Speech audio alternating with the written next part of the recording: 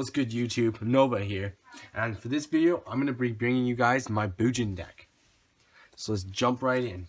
Okay, so starting off with monsters, I'm playing 3 copies of Yamato. Now, you have to play 3 copies of Yamato, well, because mainly this deck is focused around this guy. Basically, you want to find him first turn. Basically, what he does is once per turn during your end phase, you can add 1 Bujin monster from your deck to your hand, but then you have to send a card from your hand to the graveyard. So it's not so bad. You can select the card. You can like add the card you're gonna send, right? Which that'll make sense once I get through into the stuff you'll be searching for. Another Bujin monster we're playing that's a Beast Warrior is 2 Mikazuchi. Mikazuchi, basically, if a Beast Warrior is destroyed by battle or by card effect and sent to the graveyard, you can special summon him from your hand to replace him. He also has another effect. If a Bujin monster / monsters were sent to the graveyard, you can, and you controlled him, you can search, during the end phase, add a Bujin spell or trap from your deck to your hand. That's okay, but there's not as many targets for that, but there's a few targets so his effect can go off, I guess. 2 copies of Harume. Harume is really good because basically she cannot be normal summoned or set, so that kind of is okay. That's not really that bad, but she must be first special summoned by banishing 1 Bujin monster from your graveyard except a copy of herself, and then wait, what? If it was special, and it's been a while since I've read this card. And if this card was special summoned this way,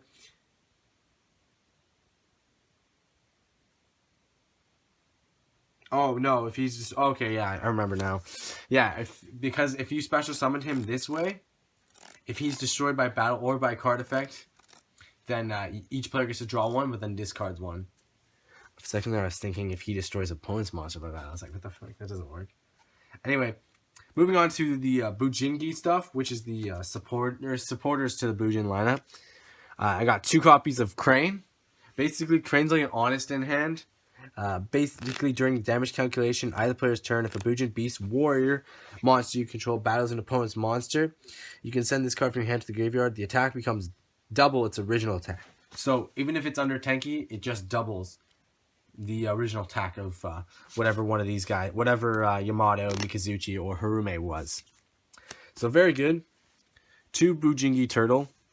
This card's pretty good.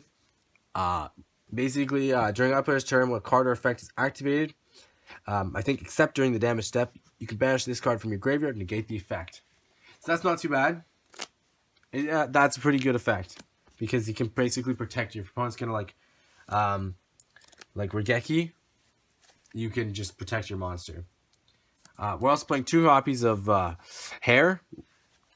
Hare's pretty much the same as Turtle, except you can banish him from your graveyard to target 1 Bujin Beast Warrior monster, and then once during this turn, it cannot be destroyed by battle or by card effect. And you can only use 1 of them per turn, so yeah. And then moving into the single ones, we're playing 1 copy of Peacock. Peacock is during your main phase 2, you can send this card from your hand to the grave, and then add 1 Bujin monster from your deck to your hand. You cannot activate cards or effects in the turn you activate this, except for Bujin cards. But if you don't have Yamato, it doesn't really matter if you don't play cards. You can just drop this card and it gets you right to Yamato. So pretty well same thing. 1 Quillin. Basically, if you control a Beast Warrior Bujin monster, you can banish this card from your graveyard, then target 1 face-up card your opponent controls, destroy it. That's pretty good. He can pop face-up cards, so he's not so bad. 1 Sinew, which is kind of interesting. It's basically, in a way, it's a crane, but for the graveyard, which is pretty cool. Also, basically, its effect is during either player's battle step, if a Bujin Beast Warrior monster battles an opponent's monster, you can banish this card from your graveyard. The monster you control gains attack equal to the current attack of the opponent's monster it's battling until the end phase. And then if it does, all battle damage your opponent takes is halved. So there's downsides to using this guy, but sometimes when you use Crane, doubling the attack doesn't always mean that your monster is going to get over him. So this guy guarantees, because he always is going to be stronger, but your opponent takes half the damage. Playing, because this deck is mostly all lights, I'm playing 1 copy of Honest. He's like the fourth Crane technically. And I'm playing one copy of Brotherhood of the Fire Fist Bear.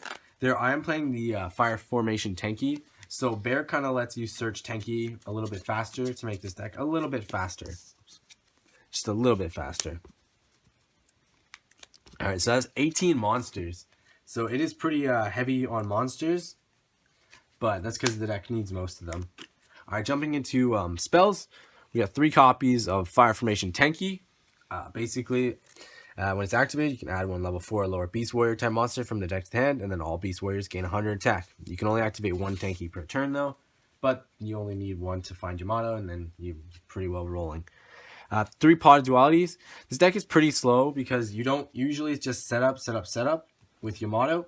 The only time you're going to be special summoning is with Harume or Bujin Carnation. Those are the only times you're really going to be special summoning. So playing the dualities works out pretty easy because a lot of times you can just duality and Yamato in the same turn. So kind of just deck thinning and also helps you get to Yamato faster. Playing 3 copies of MST, Floodgates, such as Imperial Iron Wall or Lightning Prisoner absolutely kills this deck. So playing 3 copies of this is great. I'm also playing 2 Lance just so I can drop my guys. Like the Yamato drop and the Bear drops are so important that you just want to get them on board. So even if you have to lose a few attack points, it's not as bad as making them. It's not too bad for making them unaffected by spells. I'm also playing for the last 2 ofs for spells. I'm playing 2 copies of Bujin Carnation.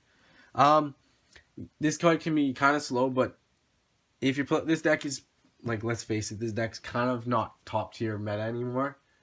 So this deck, if you play this, I find playing this card at 2 is just a good card if you just want to play it in, just for like, you know, against friends or something. This card is pretty good. Basically, it's a Miracle Xyz, if you Miracle Fusion, but for Xyz, if you want to look at it that way. Basically, you can target 1 Bujin in your graveyard, 1 Bujin in your Banished Stone, special summon them both, and then you can just Xyz summon into a Beast, Beast Warrior, or Winged Beast monster.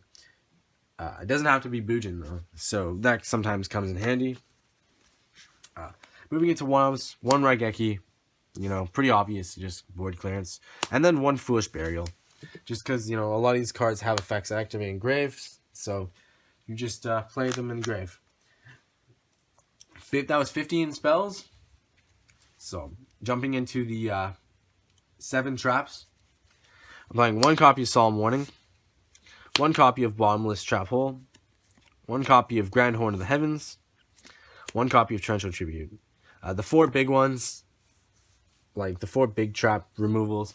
Solemn Warning, just pay 2,000 life points when your opponent would summon when a spell trap or monster effect or a monster would be summoned to just negate and destroy. Bottomless, 1,500 or more. When they're summoned, it banishes them.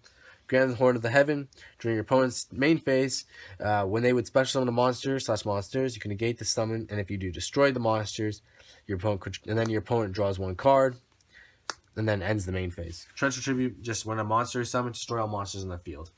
So pretty good just for kind of getting through just massive clearance with the deck. Also, if it stops your opponent's summonings. 1 copy of Mirror Force, just when your opponent's monster attacks, destroy all attack position, declares an attack, destroy all attack position monster opponent controls.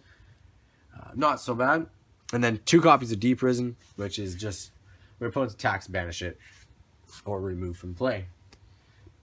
Alright, gonna jump right into the extra deck. We're playing 2 copies of Bujinti Susanoo. Susanoo is really good. He's 2 level 4 Bujin monsters. He can attack all monsters your opponent controls once. So that's insane. And then, once per turn, you can detach 1 Xyz material and then target 1 Bujin monster in your deck and add it either to your hand or send it to the graveyard. So he's kind of like a better version of Yamato. So, it's pretty good. And then, for the last Bujin key, we're playing 1 Kagasuchi. Kagasuchi is basically 2 level 4 Beast Warrior monsters. And then when it's Xyz summoned, you can send the top 5 cards of your deck to the grave. And then for any Bujin cards you reveal, he gains 100 attack for each one. And then if a Bujin Beast Warrior you control would be destroyed by battle by card effect, you can detach 1 Xyz material instead. So he can use that effect to protect himself. 2 Brotherhood of the Fire Fist Tiger King. Again, just another card to search Tenki. but also it needs 2 level 4 Beast Warriors. Basically, that's it. He just searches tanky. I mean, he can be a skill drain in a way for anything that's not Beast Warrior, but that's not really something you use him for. You kind of just use him for tanky, and that's about it. I'm also playing 2 101s and 2 Castel, just because there's not much without Exciton Knight. You kind of I feel you kind of have to play one of an extra copy of each of them now. And then moving into the 1-ofs, just 1 Geiger Cowboy, 800 for burn. Diamond Direwolf, you go into them, you can just destroy things. There's also more targets. 1 number 80, Rhapsody and Berserk. 1 103, Ragna Zero. Usual. And then 1 Starleash Paladinimo, basically needs 2 level 4 light monsters. Once per turn, you can detach 1 Xyz material, then target 1 face-up monster your opponent controls. Attack becomes 0, and if you do, negate its effects. These changes last for the remainder of the duel. And then when he dies, by battle or by a card effect, your opponent's though, you get to draw 1 card. So he kind of self-replaces himself, which is okay. And then just 1 Constellar Mega, just because he's 2 level 4 light monsters. Once per turn during either player's turn, you can just detach 1 of these material, and then all Constellar monsters you currently control are unaffected by spell and traps. So he protects himself from spell and traps. Alright guys, remember to comment, like, and subscribe, and we'll see you next time.